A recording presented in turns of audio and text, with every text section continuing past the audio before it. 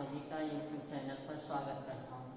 बच्चों, मैंने पिछले वीडियो में आपसे कहा था कि जल संसाधन के बारे में हम आपको अध्ययन कराएंगे। आज हम जल संसाधन के बारे में आपको बता रहे हैं। जैसे कि आप जानते हैं कि जल हमारे लिए कितना उपयोगी है। जल के बिना न मनुष्य जीवित रह सकता है, न जगत में प्राणी जीवित रह सकते हैं, और कितने ऐसे प्राणी हैं कि जो जल के ऊपर ही निर्भर है। जैसे जल में मछली रहती है, वो जल के ऊपर ही निर्भर है। अगर उसको जल से बाहर निकाल दिया जाता है तो क्या हो जाएगा? मछली मर जाएगी, क्योंकि जल ही उसका जीवन है। आप लोगों ने एक कविता पढ़ी है, मछली जल की रानी है, जीवन उसका पानी है, हाथ लगाओ तो डर जाएगी, बाहर निकालो तो मर जाएगी। तो कितना इम्पोर्टेंट चीज़ है जल उस मछली के लिए, बल्कि उस मछली के ही लिए नहीं, हम सभी लोगों के लिए जल कितना महत्वपूर्ण यौगिक है, प्राकृतिक साधन है। बिना जल के हम लोग जीवित नहीं रह सकते हैं। कोई प्राणी जगत में कोई प्राणी जीवित नहीं रह सकता है। कोई भी कार्य आप करना चाहते हैं, बगैर जल के माध्यम से कोई कार्य नहीं हो सकता है। औद्योगिक क्षेत्र में आप देखेंगे, अगर आप औद्योगिक क्षेत्रों का स्थापना करना चाहते हैं या स्थापित करना चाहते हैं, तो बिना आप विद्युत यंत्रों के माध्यम से, बिना विद्युत के माध्यम से आपका कारखाना चलेगा नहीं, औद्योगिक क्षेत्र चलेंगे नहीं। तो जल हमारे जीवन में अनेक प्रकार से, चाहे इंडस्ट्रियल एरिया में देखिए, चाहे आप अपने जीवन के रूप में देखिए, चाहे आप प्राणी के क्षेत्र में देखिए, कितना महत्वपूर्ण यौगिक है। जैसे अब आपको हम देखते हैं कि जल संसाधन क्या है, इसके बारे में हम चर्चा करते हैं। कि सबसे पहले बात आती है कि जल संसाधन क्या चीज है। जल संसाधन बच्चों, जल के वह स्रोत हैं जो मनुष्यों के लिए उपयोगी होते हैं। जल के वह स्रोत होते हैं जो मनुष्यों के लिए अत्यंत उपयोगी होते हैं, और जल की उपस्थिति के कारण पृथ्वी पर जीवन संभव है। अगर जल की उपस्थिति न होती तो पृथ्वी पर जीवन संभव होता नहीं होता। पृथ्वी पे जितने मनुष्य हैं, प्राणी हैं, जीव जगत में जितने भी कीड़े मकोड़े हैं, वो सब जल के बगैर रह जाते नहीं, रह पाते, सब मर जाते। अभी आपको प्यास लगे, अगर 2 घंटा आप पानी ना पाइए तो आपका क्या हो जाए? बेचैनी महसूस होने लगेगी, यहाँ तक कि आपको बहुत सारी प्रॉब्लम आ जाएंगी। अगर आप जल ना पाए तो, पानी पीने के लिए ना पाए तो ये जल की उपस्थिति के कारण ही पृथ्वी पर जीवन संभव है। अगर पृथ्वी पर जल नहीं होता तो जीवन संभव नहीं होता। तो जल एक अच्छे प्राकृतिक संसाधन है, अच्छे प्राकृतिक संसाधन है। बात आती है कि अच्छे साधन क्या है, या अच्छे प्राकृतिक साधन क्या होता है।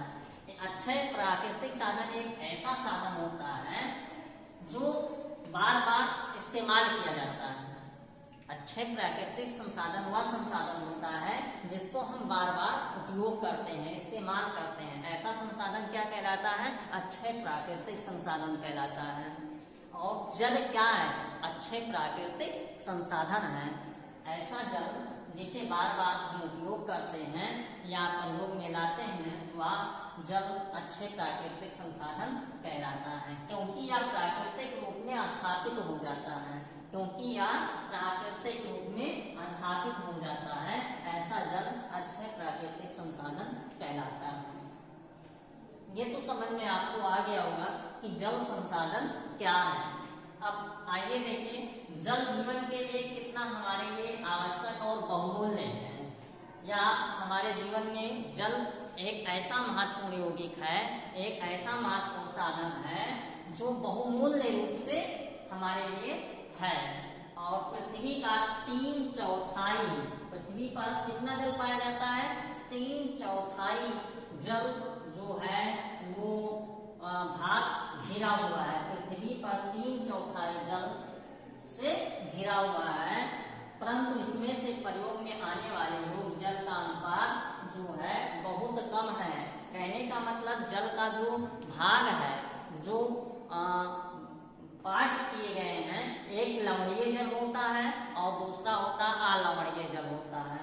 हम अभी आपको बताएंगे कि जो जल संसाधन का प्रारूप है वो कितने भागों में बटा हुआ है और लवणीय जल क्या है और अलवणीय जल क्या है। तो जो हम आपको बता रहे हैं कि बहुमूल्य या बहुमूल्य संसाधन है, परंतु इसमें से प्रयोग में आने वाला योग्य जल का अनुपात बहुत ही कम है। कहने का मतलब जो हम जल का प्रयोग करते हैं, पीते हैं, जिससे हमारा जीवन संभव है, वो पृथ्वी पर बहुत ही कम है। उसका अंश कितना है? बहुत ही कम अंश है।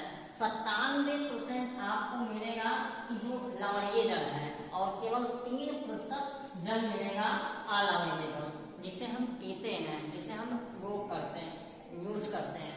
ये आपको जो 97% जल मिलेगा लवणीय रूप में, ये आपको समुद्रों के माध्यम से मिलेगा, झीलों के माध्यम से मिलेगा, तालाबों के माध्यम से मिलेगा, जो वर्षा का जल होता है।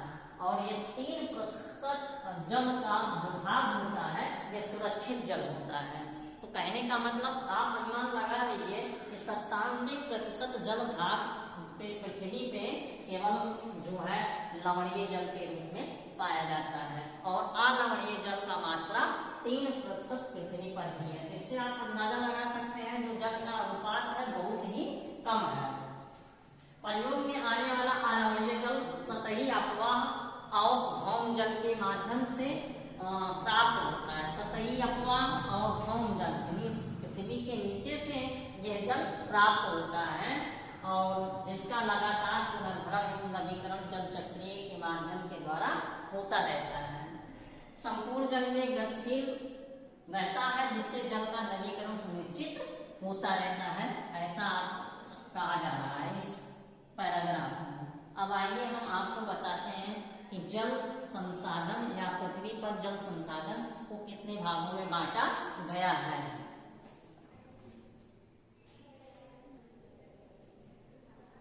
पृथ्वी पर जल संसाधन कैसे पाया जाता है और कहाँ, कौन सा जल कहाँ कैसे है। देखिए इस चार्ट के माध्यम से आपको हम दिखा रहे हैं कि पृथ्वी पर जल संसाधन 2 प्रकार से पाए जाते हैं। एक है जो आपका है लवणीय जल और दूसरा है अलवणीय जल। मैंने आपसे बताया था कि जल की संसाधन जो है वो 2 प्रकार से हैं, एक लवणीय जल के रूप में और दूसरा है अलवणीय जल के रूप में। लवणीय जल पृथ्वी पर जो संपूर्ण जल का भाग है वो 97%, लगभग 97% पृथ्वी पर पाया जाता है जो लवणीय जल।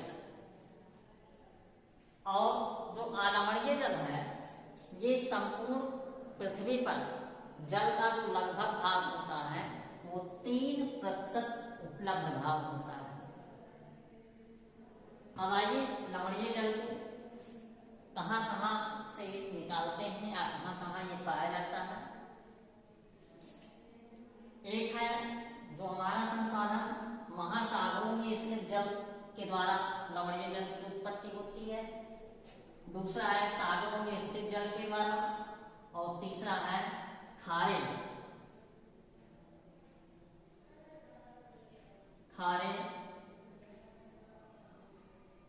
पानी की झीलों में स्थित जल के द्वारा अलवणीय जल को प्राप्त किया जा सकता है। तो कहने का मतलब है कि लवणीय जल को प्राप्त करने के लिए 3 ऐसे बिंदु हैं या 3 ऐसे स्थान हैं जिनके माध्यम से इन लवणीय जलों को प्राप्त कर सकते हैं। अब आइए अलवणीय जल। अलवणीय जल को 2 भागों में बांटा गया है। एक होता है ग्लेशियर तथा उत्तरी एवं दक्षिणी ध्रुवों में जमा हुआ जल, जो कि लगभग 2.4% भाग है। ग्लेशियर तथा उत्तरी और दक्षिणी ध्रुवों के बीच में जो जमा हुआ जल है उसका भाग लगभग कितना है? 2.4%। और अगला है नदियों, झीलों एवं तालाबों में जमा हुआ जल, वो कितने भाग पाया जाता है? 0.6 भाग पे। जैसा कि आपको ऊपर दिखाया गया है कि अलवणीय जल की मात्रा पृथ्वी पर बहुत ही कम मात्रा में है, 3% है, और 3% में ग्लेशियर और उत्तरी दक्षिणी ध्रुवों के माध्यम से उसमें 2.4% का भाग है अंश जल का, और नदियों, झीलों, तालाबों के माध्यम से जल का अंश 0.6% ही है। अब हम आइए आपको कुछ ऐसे आंकड़े दिखाते हैं जल के कि उन आंकड़ों को आप देखकर आप आश्चर्यचकित रह जाएंगे कि वास्तव में जल हमारे लिए कितना महत्वपूर्ण यौगिक है और हमें जल का संरक्षण किस तरह से करना चाहिए। पहला आंकड़ा देखिए बच्चों, जल के कुछ ऐसे आंकड़े आपको दिखा रहे हैं जो भारत विश्व की दृष्टि का 4% भाग प्राप्त करता है। कहने का मतलब भारत को जो जल का भाग मिलता है केवल पूरी पृथ्वी पर 4% भाग जल का प्राप्त हो रहा है, और प्रति व्यक्ति वर्ष जल उपलब्ध के संदर्भ में विश्व में इसका कौन सा स्थान है, 133वां स्थान रखता है। भारत विश्व में जल के स्रोतों के माध्यम से देखा जाए तो 133वां स्थान रखता रहा है भारत, और ऐसा अनुमान लगाया जा रहा है, ऐसा भविष्यवाणी की जा रही है कि 2025 तक भारत में जल की जो उपलब्धता है वो बहुत ही कम हो जाएगी। अतः हमें जल का संरक्षण करना चाहिए। जो बड़े बड़े औद्योगिक क्षेत्र हैं वो विद्युत यंत्रों के माध्यम से चलते हैं, और ऐसा माना जा रहा है कि 2025 तक बड़ी किल्लतें आ जाएंगी। ये जल का जो माध्यम है वो बिल्कुल समाप्त होने की कगार पर हो गया है। अगला है, जैसे देखिए भारत में कुल नवीकरण जल संसाधन, कहने का ये आंकड़े दर्शाते हैं कि भारत में कुल नवीकरण जल संसाधन 1897 वर्ग किलोमीटर प्रति वर्ष अनुमानित है। ये संयुक्त राष्ट्र अमेरिका के आंकड़े दर्शाते हैं। अब आइए हम आपको बताते हैं कि जल दुर्लभता क्या है। दुर्लभता मतलब होता है कमी या दुर्लभ, कठिनाई। तो जल दुर्लभता वह है जल के विशाल भंडार तथा नवीकरणीय गुणों के होते हुए यदि जल की कमी महसूस की जाती है, जितना भंडार हो जल का अपार हो और फिर भी आपको जल की कमी महसूस हो तो वह जल दुर्लभता कहलाता है, जल की कमी कहलाता है। ये जल की दुर्लभता के निम्न कारण है। नंबर 1 है औद्योगिक कारण। देखिए स्वतंत्रता के बाद में जितने भी औद्योगिक क्षेत्र लगाए गए सब अनवीकरण जल, उस पे क्या माना जा रहा है कि अनवीकरण ये या जो अलवणीय जल है वो इतना दबाव बढ़ गया है अलवणीय जलों के ऊपर कि उसमें जितने औद्योगिक क्षेत्र हैं वो सारे जल विद्युत के माध्यम से चल रहे हैं, और अलवणीय जलों की कमी आपको पहले से ही थी पृथ्वी पर। और जब ये औद्योगिक क्षेत्र अग्रसित हुए स्वतंत्रता के बाद, भारत के आजाद होने के बाद, तो उनको जल विद्युत की आवश्यकता ज्यादा पड़ी, और जब जल विद्युत की आवश्यकता ज्यादा पड़ी तो ये अलवणीय जलों की खपत ज्यादा होने लगी, जिससे ये प्रभाव औद्योगिकरण के रूप में उभर कर आया, जो अलवणीय जलों पर ज्यादा दबाव बढ़ गया। अब आइए दूसरा है जल का व्यर्थ में बह जाना। हम लोग देखते हैं कि पानी या जल जो होता है लगातार आप लोग बहाते रहते हैं, उसका कोई रोकथाम नहीं होता है। नल चल रहा है तो चलता रहता है, बंद कोई नहीं करता है। वो जल ऐसे कितने जल होते हैं कि ऐसे ही बह जाते हैं व्यर्थ रूप से, उसका भरपाई हम ही लोग को करना पड़ता है, लेकिन हम लोग उसको देख नहीं सकते हैं।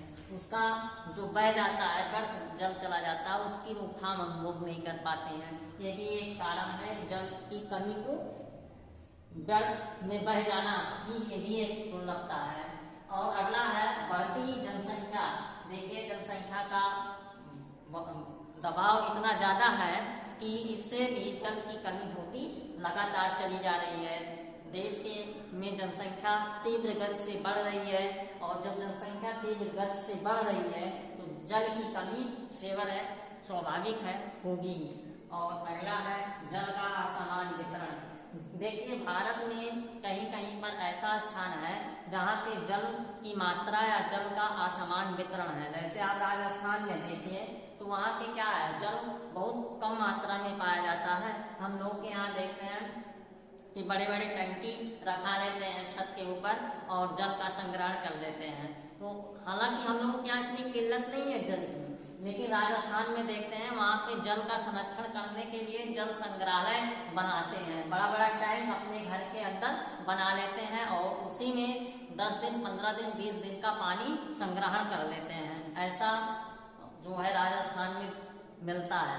तो ये भी एक अनुमान है, ये भी एक आंकड़ा है कि जल का समान वितरण भी जल की दुर्लभता को बहुत ज्यादा बढ़ा रहा है।